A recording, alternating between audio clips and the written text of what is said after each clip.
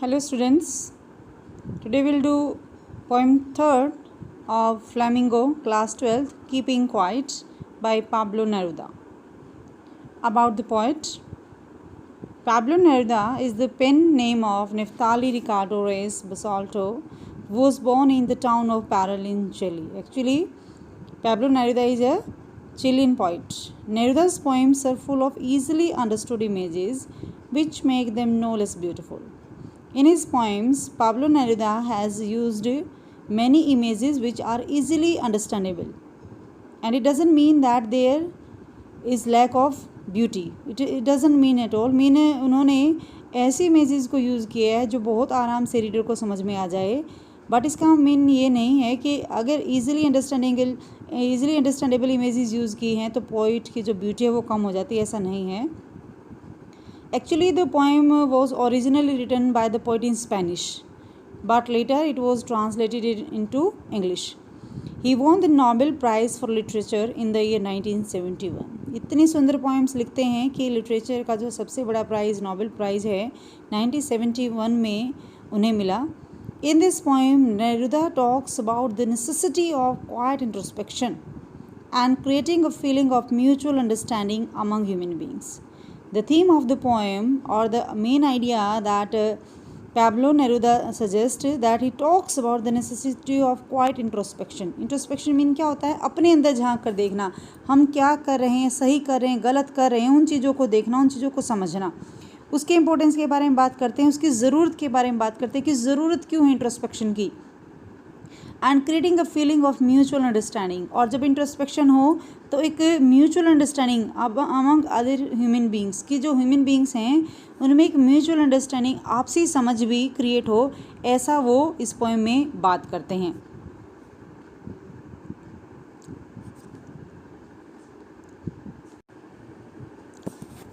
In this poem, the title of the poem suggests that the poet wants to emphasize the importance of silence and self-reflection. The poet tells the reader that it is necessary to introspect so that we realize that we must stop the killing, the destruction, and all the harm that we are creating to the environment and to the society. He also encourages his readers to live together in peace and harmony. Let's read the poem. Now we will count to 12 and we will all keep still. In the very first two lines of the poem, the poet is appealing to his readers to keep quiet and be still for a count of 12. 12 ही क्यों? We will count to 12. Poet कहता कि मैं 12 तक गिनूंगा. And we will all keep still, और तब तक सब चुप हो जाएंगे. जब तक मैं 12 गिनूंगा उसके बाद सब चुप हो जाएंगे. अब अगर ये सोचा जाए भाई 12 नंबर को ही पोइट ने क्यों लिया? Because the number 12 is significant of time. It reflects the months of the year. It shows the 12 points on a clock, 12 hours of a day. तो ये बहुत इम्पोर्टेंट जो नंबर 12 है वो बहुत इम्पोर्टेंट है. साल में 12 महीने होते हैं, घड़ी में भी 12 नंबर लिखे होते हैं, आधा दिन 12 घंटों का होता है. तो ये सारी चीज़ें वो रिफ्लेक्ट करते हैं. इसलिए पोइट जो हैं वो रिक्वेस्ट करते हैं कि वी विल काउंट टू 12, हम 12 तक गिनेंगे. And after that everybody will keep still, चुप हो जाएंगे, शांत हो जाएंगे. There won't be any movement at all. For once on the face of the earth, let's not speak in any language. Let's stop for 1 second and not move our arms so much. The poet requests his reader that on the face of the earth, that on this earth, let's not speak in any language. We won't speak in any language because sometimes language is also a barrier. Language भी एक तरह से obstacle का काम करती है जब दूसरों को समझ नहीं पाते हैं. या आप ये भी कह सकते हैं not speak in any language का मीनिंग क्या है कि हम बोलेंगे नहीं, साथ साथ कोई इशारों से भी कुछ बात नहीं करेंगे, बिल्कुल चुप रह जाएंगे, किसी भी भाषा का हम प्रयोग नहीं करेंगे. Let's stop for 1 second. And he request is reader to stop for 1 second and not move our arms so much. And we don't have to move our arms at all. Arms है reflect arms में अगर आप देखिए पन use किया गया. एक तो आर्म्स होता है बॉडी पार्ट, और एक आर्म्स जो होता है वो वेपन्स के लिए भी यूज़ होता है, हथियारों के लिए जो युद्ध में चलाए जाते हैं. तो and not move arms so much. So the poet is requesting that we don't have to use any of the weapon. We don't have to use our body part to create something, we must keep quiet for some time. We don't have to speak at all. In this moment of silence and tranquility, the poet doesn't want anyone to move their arms, so that there would be complete silence and peace all over the earth. Now the poet says that it would be an exotic moment, without rush, without engines. We would all be together in a sudden strangeness. अब poet कहता है it would be, विच कौन सा होगा जिसके बारे में बात कर रहे हैं, जब सब चुप रहेंगे, कोई बॉडी मूवमेंट नहीं होगी, किसी भी तरह की भाषा का प्रयोग नहीं होगा, that would be an exotic movement. Exotic movement mean क्या होता है? एंटाइसिंग, अट्रैक्टिव, स्पेशल मूवमेंट होगा. तो वो पोइट कहता है कि एक्जॉटिक मूवमेंट होगा. Without rush, when there won't be any rush, कोई भागा दौड़ी नहीं होगी. विदाउट इंजन्स, कोई इंजन नहीं चल रहे होंगे, कोई मशीन नहीं चल रही होगी. We would all be together and we all the human beings on the earth would be all together. That would be a sudden strangeness. एक अजीबपन होगा. Why does the poet call it exotic moment? Exotic moment means the extraordinary moment. Why does the poet call it an exotic moment? It will be an exotic moment because it would be extraordinary moment when all men all over the world would remain quiet and still at the same time. This would be a moment of complete silence, as there would be no rushing around or the sound of any kind of machines. Poet इसको exotic moment कहता है because it would be a beautiful and unique moment as everyone would be united in this moment of silence. Engines यहाँ पर क्या refer करता है? Engines refer to all the machines which would be turned off when man keeps quiet and still for a count of 12. वो engines क्या show करता है? वो सारी मशीनें जो चलती हैं, जो शोर क्रिएट करती हैं, जो इन्वायरमेंट को पोल्यूट करती हैं नॉइज़ पोल्यूशन से और बहुत सारी चीज़ों से. तो जब वो सारी मशीन्स रुक जाएंगी तो वहाँ पर पूरी तरह से शांति होगी, कंप्लीट मोमेंट ऑफ साइलेंस होगा. In a sudden strangeness. Sudden strangeness क्यों कहता है पोइट? यहाँ पर आप देखिए सडन स्ट्रेंजनेस, एलिट्रेशन यूज़ हुआ है. On counting to 12 and keeping quiet as there is silence everywhere in the universe, man won't move and talk and thus all wars and destructions would stop for a moment. अब सब कुछ रुक जाएगा, सारे युद्ध वगैरह सब कुछ रुक जाएंगे. This sudden strangeness, this sudden and strange exotic moment give man time to think about his actions which are causing destruction to the humanity.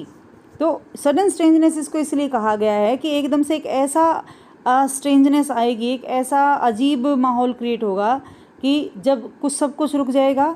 लेकिन उसका फ़ायदा क्या होगा कि अब तक ह्यूमन बीइंग को जो इंट्रोस्पेक्ट करने का टाइम नहीं लग रहा है, हम क्या कर रहे हैं, कितना सही कर रहे हैं, कितना गलत कर रहे हैं, उसका टाइम नहीं लग रहा है. जब सडन स्ट्रेंजनेस होगी, कोई मशीन काम नहीं करेगी, कुछ भी काम नहीं करेगा, कोई भाषा प्रयोग नहीं करनी होगी, हमें हाथ हिलाने नहीं होंगे, तो मतलब क्या है, वो टाइम जो है पूरी तरह से शांति का होगा. और उस टाइम हम इंट्रोस्पेक्ट करें, उस टाइम हम ये सोचें हमने अब तक क्या किया है, कितना सही किया है, कितना गलत किया है. और अगर हमने कुछ गलत किया है तो हमारे मन में आएगा और हमारे मन में ये फीलिंग आएगी कि हमें उस चीज़ को इम्प्रूव करना है, सुधारना है. तो इसलिए वो स्ट्रेंजनेस को, इसीलिए इसको सडन स्ट्रेंजनेस कहा गया है इस मोमेंट को, क्योंकि human being will get time to think about his actions which are causing death and destruction to human society. Now the poet says, fisherman in the cold sea would not harm whales and the men gathering salt would look at his hurt hands. A very deep meaning here is, poet says that fishermen in the cold sea would not harm whales. जो fishermen होते हैं वो क्या करते हैं? मछलियाँ पकड़ते हैं. They harm the whales, they harm the marine life, right? तो fishermen जो हैं cold sea में उनको harm नहीं करेंगे, उनको पकड़ेंगे नहीं. By keeping quiet, इससे फ़ायदा क्या होगा? देखो, by keeping quiet the fishermen would realize that he is harming the marine life, especially the whales which he was hunting. But जब वो इंट्रोस्पेक्ट करेगा, सोचेगा वो क्या कर रहा है, the fisherman would cease to harm the whales. वो whales को नुकसान पहुंचाना छोड़ देगा and in this way they would be preserved. तो उस अगर बात करते हैं हम कीपिंग क्वाइट का फ़ायदा क्या होगा?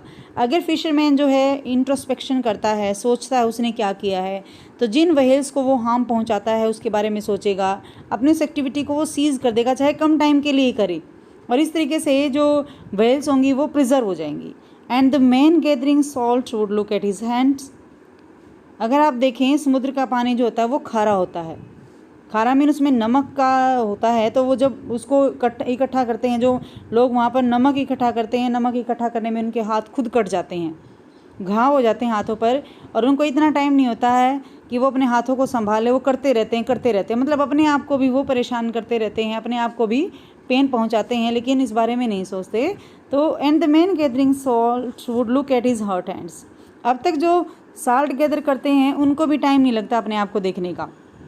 अब जब ये इतना एग्जॉटिक मोमेंट है, कीपिंग क्वाइट का मोमेंट है, उनको टाइम लगेगा और वो अपने हाथों को, अपने घायल हाथों को देखेंगे। The man gathering salt would also look after his wounded hands in this moment of silence, otherwise they don't have time to look at their wounded hands, but now they would get time. Thus keeping quiet would help people introspect and become conscious of the harm they are causing to others and to their own lives as well. So keeping quiet would be very important time when all the people would get time to think about, otherwise they are rushing behind the material benefit, comfortable life, luxurious life. We just want to gain more and more, but we don't think about us. So in this time of keeping quiet, in this time of introspection, we would be able, the human being would be able to think about themselves.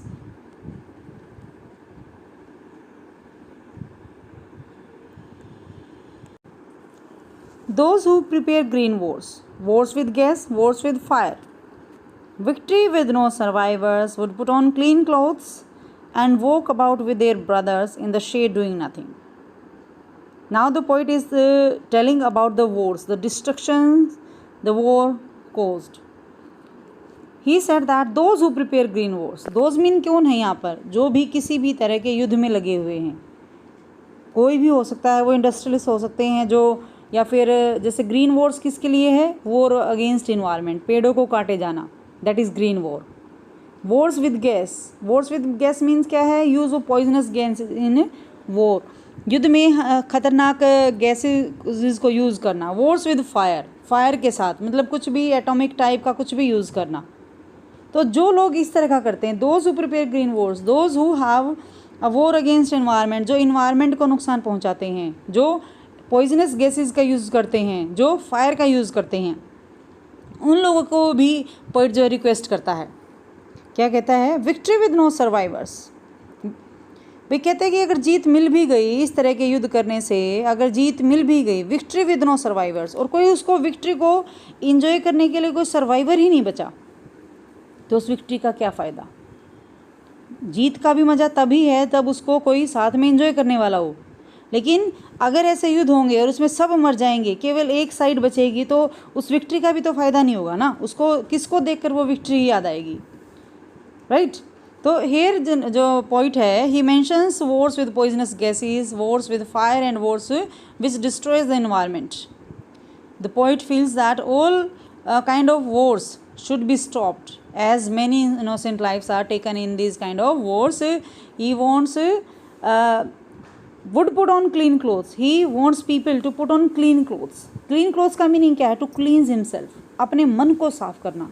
वो चाहता है कि लोग जो है अपने मन को साफ करें, अपने एटीट्यूड को बदलें, and walk with their brothers in the shade doing nothing, और फिर एक दूसरे के साथ इकट्ठे चलें, डूइंग नथिंग, ना कुछ करते हुए. मीन क्या है, वो इकट्ठे बैठें. द शेड, जैसे शेड होती है, शेड मीनिंग क्या होता है, पेड़ों की छाया होती है जो गर्मी से बचाव करती है. यहाँ पर उसको किस चीज़ से कंपेयर किया गया है, man sitting calmly and peacefully as brother. जब वो इकट्ठे बैठे होंगे, कि जो लोग जो हैं किसी भी तरह के युद्ध में अपने आप को इन्वॉल्व किए हुए हैं, चाहे वो वॉर अगेंस्ट एनवायरनमेंट है, चाहे use of poisonous gases in war है, या फिर any kind of war. The point says that such kind of wars are useless if there is no survivor. Without survivor no victory is there. कोई जीत का जश्न नहीं मनाया जा सकता, क्योंकि अगर इस तरह से लड़ाइयाँ होंगी, युद्ध होंगे, तो डेफिनेटली सर्वाइवर तो कोई होगा ही नहीं. और इस तरह का जब कोई सर्वाइवर ही नहीं बचा, तो कोई भी विक्ट्री काम की नहीं है. So he request the human being to stop wars, stop war against environment, stop use of poisonous gases, stop use of fire. He request the people to maintain peace and tranquillity, to form brotherhood with each other. Clean clothes, अच्छे कपड़े, साफ कपड़े पहनने का मतलब क्या है कि सिर्फ ये नहीं है कि हमने बाहरी तौर पर साफ कपड़े पहन लिए तो वो चल गई। कपड़े पहनने का मतलब क्या है, हम अपने मन को साफ करें, अपने मन में हमारे जो एविल फॉरबिडिंग्स हैं, एविल जो थॉट्स हैं उनको निकालें, and walk about with their brothers in the shade doing nothing.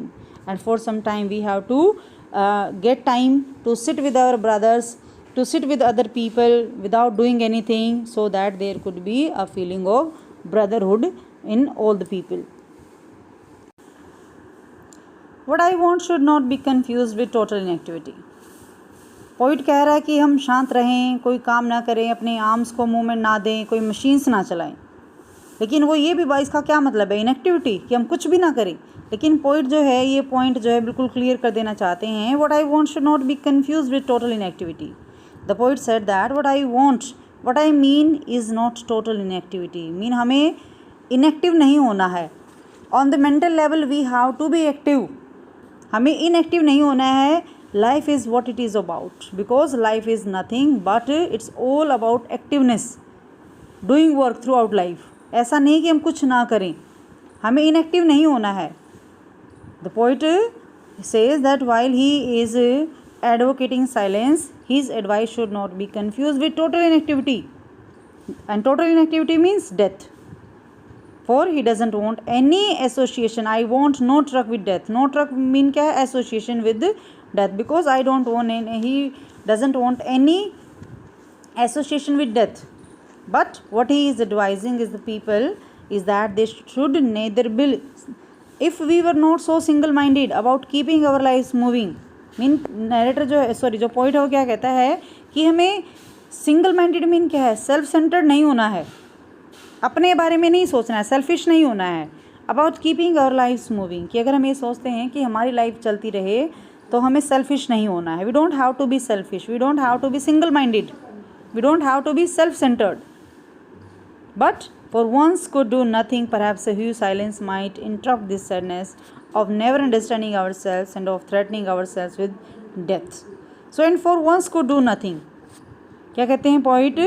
They should not just think of only keeping their lives moving. But what he wants that people should take rest for a while, for some time. For once they should do nothing. Right ना? For once could do nothing, for once they should do nothing, एक बार के लिए उन्हें कुछ नहीं करना है. It will do them good, और फ़ायदा क्या होगा कि for they will get time for introspection. For once could do nothing, जब वो कुछ नहीं करेंगे तो इसका फ़ायदा क्या होने वाला है, they will get time to introspect, they will get time to think about themselves, they will be able to understand themselves, अपने बारे में सोच पाएंगे, and know what they want in life. They would help in overcoming their sadness from failing to understand themselves. Perhaps a huge silence. तो ऐसा करने से क्या होगा, जब हम चुप रहेंगे, अपने बारे में सोचेंगे, तो एक बड़ा सा एक ह्यूज साइलेंस क्रिएट हो जाएगा. और जो इस सैडनेस को, और वो सैडनेस क्या है, सैडनेस क्या है, देखो, माइट इंटरप्ट दिस सैडनेस. वो सैडनेस क्या है कि जब हम ये नहीं सोचते कि अपने आप को नहीं समझ पा रहे हैं, हम क्या हैं, क्यों ऐसा कर रहे हैं, क्यों मटेरियलिस्टिक चीज़ों के पीछे भाग रहे हैं हम, जब हम नहीं समझ पाते हैं, दैट इज सैडनेस. तो might interrupt this silence, perhaps a huge silence might interrupt this sadness. तो जब हम इस तरह से बैठे होंगे, इंट्रोस्पेक्शन में लगे होंगे, तो जो एक सैडनेस मन में हुआ करती थी अपने आप को ना समझने की, शायद वो भी इंटरप्ट हो जाए, हमें उस बारे में भी पता चल जाए. और दूसरी सैडनेस क्या, of never understanding ourselves, और कहीं ना कहीं मन में भी ये रहता है कि हम अपने आप को नहीं समझ पाते, and of threatening ourselves with death, और इस वजह से we are only threatening ourselves with death. So this moment of silence can really help us to understand ourselves. दोबारा देखेंगे, what I want should not be confuse with total inactivity. Poet said that we must keep quiet, we don't have to move our arms, we don't have to go anywhere, we don't have to use any engines, but he just want to make it very clear that it doesn't mean total inactivity, and total inactivity means death. तो point का मतलब ये नहीं कि हम मर जाएं, कुछ नहीं करने का मतलब मर जाना है, ऐसा उनका कहने का मतलब बिल्कुल भी नहीं है. Life is what it is about, because life is not something that stops, but it is always active and moving on. I want no truck with death. Poet said that he doesn't mean any association with death, कि हम कुछ नहीं करेंगे तो हम मर जाएंगे, it doesn't mean that. He has a firm belief in life. If we were not so single-minded about keeping our lives moving, poet कहता है कि what we have to do, we don't have to be single minded, we don't have to be selfish just to keep our lives move on, कि भाई हमारा life चलता रहे, हमारा फ़ायदा रहे, इसमें हमें सेल्फिश नहीं होना है, हमें ऐसा नहीं करना है. For once could do nothing, it would happen that in this exotic moment we won't do something for some time. कुछ भी नहीं करेंगे कुछ देर के लिए, तो ऐसे में क्या होगा, परहैप्स ए ह्यूज साइलेंस. जब हम कुछ नहीं करेंगे तो वहाँ पर पूरी चुप्पी होगी, साइलेंस होगी, और जो ये साइलेंस होगा might interrupt this sadness of never understanding ourselves, कि जो मन में एक फीलिंग आती है कि हमारे पास इतना टाइम नहीं है कि हम अपने आप को समझ पाएँ, अपने बारे में सोच पाएँ, हमने क्या सही किया क्या गलत किया है. तो वो जो साइलेंस का जो टाइम होगा, जो कीपिंग क्वाइट के जो वो 12 तक का टाइम होगा, वो हमें हेल्प करेगा इस सैडनेस से हमें बाहर निकलने में, and of threatening ourselves with death. और जब हम अपने आप को समझ नहीं पाते हैं, we are afraid of death. So this moment of silence will really help us to understand ourselves. Perhaps the earth can teach us is when everything seems dead and later proves to be alive. The poet feels that the earth enlightens us of the fact of how all life processes come to an end and then begin all over again. कि एक बार तो ऐसा लगता है जैसे सब कुछ ख़त्म हो गया, लेकिन फिर से सब शुरू हो जाता है. कैसे एग्जाम्पल देते हैं वे विंटर का, कि जिससे विंटर में ऐसा लगता है कि सब कुछ लाइफलेस हो गया है. विंटर में ऐसा फील होता है, लेकिन अर्थ के नीचे तो प्रोसेस चलती रहती है, और जब स्प्रिंग आती है तो वो पूरी तरह से एक्टिविटी से फुल हो जाती है. Right, that in the winter season everything seems और appears like lifeless, but as contrast to this, in the spring season, spring is full of activity and life.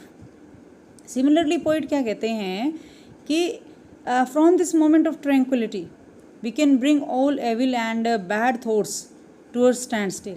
कि अगर हम ऐसे ही कीपिंग क्वाइट करते हैं और इंट्रोस्पेक्शन करते हैं, तो हमारे मन में जो बुराइयां हैं वो निकल जाएंगी, जो विंटर की तरह मन के अंदर छुपी हुई थी, लेकिन स्प्रिंग जैसे एक्टिव है, तो जैसे वो हमारे अंदर से जैसे हम सोचेंगे तो सारे बुरे विचार जो हैं वो निकल जाएंगे, और हमारा जो जीवन है एकदम से नया हो जाएगा.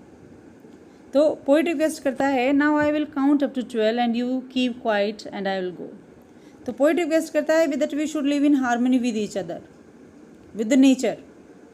If we are having this perception of unity and harmony in mind, that then this introspection will work. The poet finally wants us again to keep quiet. He will count up to 12 and he would leave. So again and again he requests the reader to keep quiet, just to introspect and find the way out how the life can be a beautiful one.